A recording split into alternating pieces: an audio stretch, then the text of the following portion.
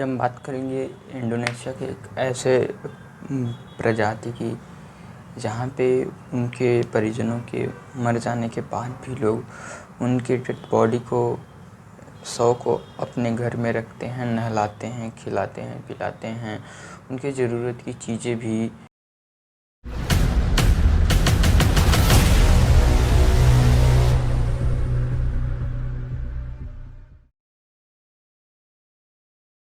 का मानना ये होता है कि जो लोग मर जाते हैं वो मरते नहीं बल्कि किसी यात्रा पे चले जाते हैं।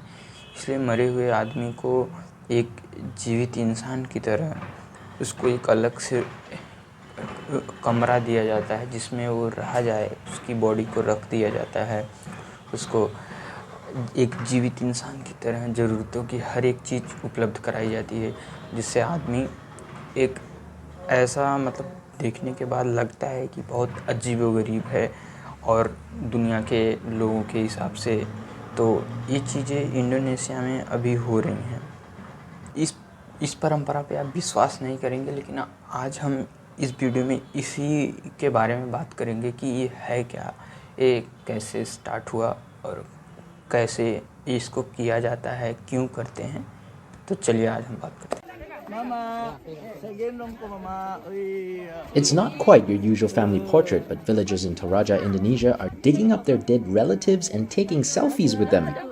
This is part of the Manenet festival, which happens only in remote mountain villages. Locals clean the mummified corpses of their loved ones, talk to them, and change their clothes as a sign of love and respect. We took several days to track down this ritual, and it was pretty amazing. You'd imagine the corpses to smell terrible, but at most they smelled like a musty cupboard, and that's because locals do a great job preserving them. Also, there was no mourning, no cringing, just smiles all round as doing this brings luck. परंपरा Indonesia में पाई जाती है और इस परंपरा को तोराजन प्रजाति के लोग करते हैं। परंपरा का नाम मेने कहा जाता है और इस परंपरा को मेने फेस्टिवल के रूप में भी मनाया जाता है। लोग का ये मानना होता है कि हमारे जो परिजन होते हैं या फिर जो हमारे भाई बहन या यहाँ तक कि छोटे बच्चे जो लोग होते हैं, उनके साथ उनकी हर एक जो पसंदीदा चीज़ होती है जिसको पसंद करते हैं, या जो फैशनी कपड़े होते हैं या फैशनेबल चीज़ें, घड़ी, चश्मा, यहाँ तक कि अगर वो लोग सिगरेट वगैरह पीने के भी अगर शौकीन रहते हैं तो उनको पिलाया जाता है। इसी के साथ अगर हम इसकी बात करें तो ये कुछ साल बाद भी रखते हैं इनको एक पानी की घोल से इनको नहलाया जाता है, इनको साफ़ किया जाता है। देखिए, इनके बॉडीज़ को कीड़े मकोड़े या फिर जो भी गंदगी होती है उससे साफ़ किया जाता है, उनको इस तरह से रखा जाता है जो कि वो सही रहें, इनको एक सूटेबल या एक अच्छे जीवित इंसान की तरह भी माना जा सकता है। कुछ साल तक ये चलता रहता है, उसके बाद फिर ये लकड़ी के ताबूत या पत्थर की गुफाओं में अपने परिजनों या भाई बहन के शव को भी उसमें रख देते हैं। फिर उसको हर 3 साल पे निकालते हैं, जिसको मेने त्यौहार यानी मेने फेस्टिवल के रूप में मनाते हैं। हर 3 साल बाद उनके शरीर के अंग को साफ़ करते हैं, उसको लकड़ी के ताबूत में रख के गांव में या फिर अपने एरिया में उसको घुमाते हैं और वो एक खुशी का माहौल रहता है और उनको एक फेस्टिवल के रूप में मनाते हैं।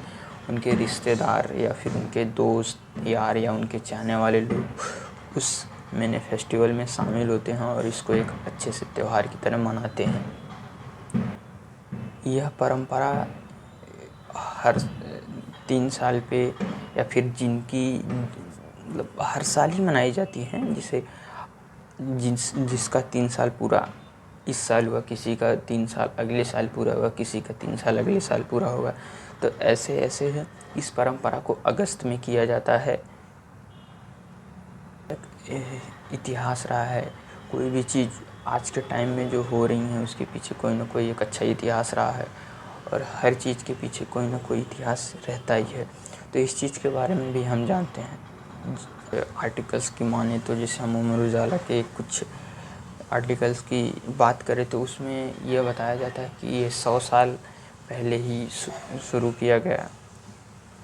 कि इंडोनेशिया के बरप्पो गांव के कुछ लोग कुछ कहानियाँ बताते हैं जो कि इस कहानी से जुड़ी हुई है। तब से इस चीज़ को मनाया जाता है, मैने फेस्टिवल के रूप में भी मनाया जाता है।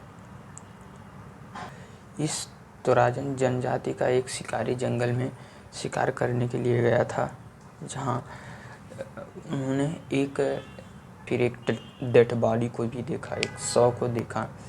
उसको उन्होंने अपने कपड़े निकाल के उसका एक मतलब मैंने फेस्टिवल की तरह उनको एक अंतिम संस्कार किया, उनको ताबूत में बंद करके उनको रख दिया।